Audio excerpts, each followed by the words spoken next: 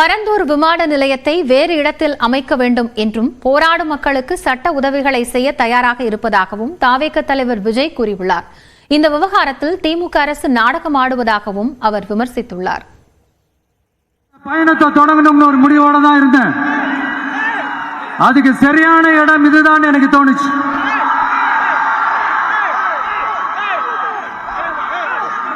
என்ன உங்க வீட்டில் இருக்கிற ஒரு மகனா என்னோட கள அரசியல் பயணம் உங்களோட ஆசீர்வாதத்தோட இங்கிருந்து தான் தொடங்குது. சரி, அதை விடுவோம்.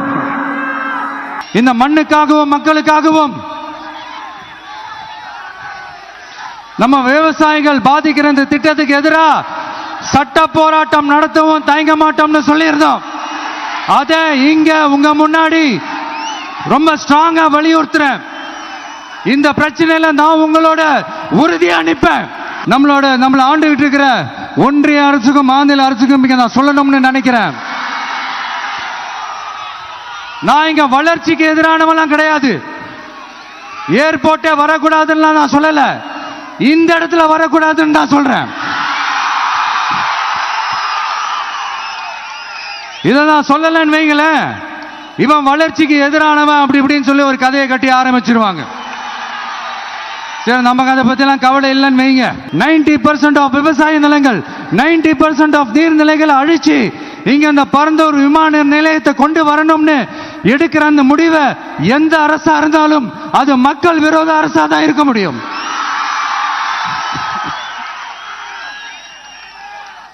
இப்ப சமீபத்தில் நம்ம அரிட்டாப்பட்டி பகுதியில் அந்த டங்ஸ்டன் சுரங்கம் அமைக்கிறதை எதிர்த்து தமிழ்நாடு அரசு ஒரு தீர்மானம் ஒன்று கொண்டு வந்தாங்க.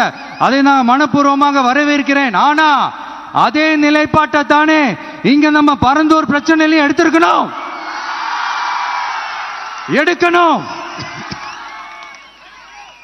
எப்படி அரிட்டாப்பட்டி பகுதி மக்கள் நம்ம மக்களோ அதே மாதிரி தானே பரந்தூர் மக்களும் நம்ம மக்கள்.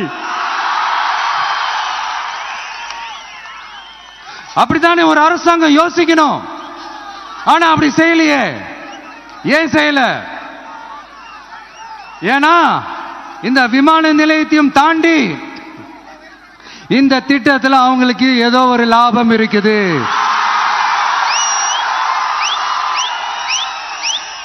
அத நம்ம மக்கள் தெளிவா புரிஞ்சு வச்சிருக்கிறாங்க. நம்மளுடைய ஆட்சியாளர்களுக்கு ஒரு சில கேள்விகள். நீங்க எதிர்கட்சியா இருக்கும் போது 8 வழிச்சாலையை எதிர்த்தீங்க, அந்த காட்டுப்பள்ளி துறைமுகத்தை எடுத்தீங்க. அதே தானே இங்கேயும், அதே நிலைப்பாடு தானே இங்கேயும் எடுக்கணும்.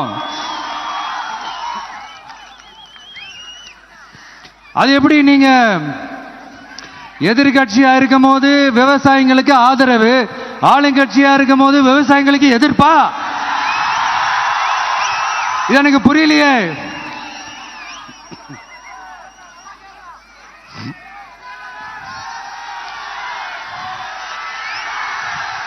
அதனால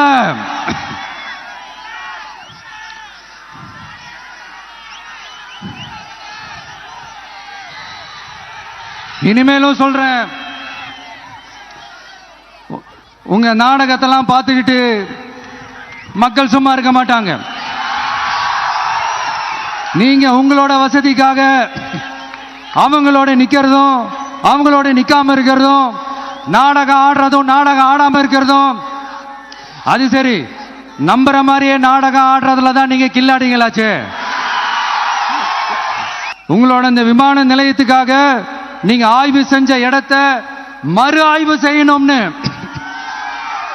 ஒன்றிய அரசுக்கும் மாநில அரசுக்கும் நான் கேட்டுக்கிறேன். விவசாய நிலங்கள் இல்லாத இந்த பாதிப்புகள் குறைவா இருக்கிற இடங்களா பார்த்து உங்களுடைய விமான நிலையத்தை கொண்டு வாங்க. உங்களுக்காகவும் உங்க ஊருக்காகவும் இனி உங்க வீட்டு பிள்ளையான நானும் தமிழக வெற்றி கழகத்தோட தோழர்களும் சட்டத்துக்கு உட்பட்டு எல்லா வழிகளிலும் உங்களோட உறுதியை அனுப்பேன்.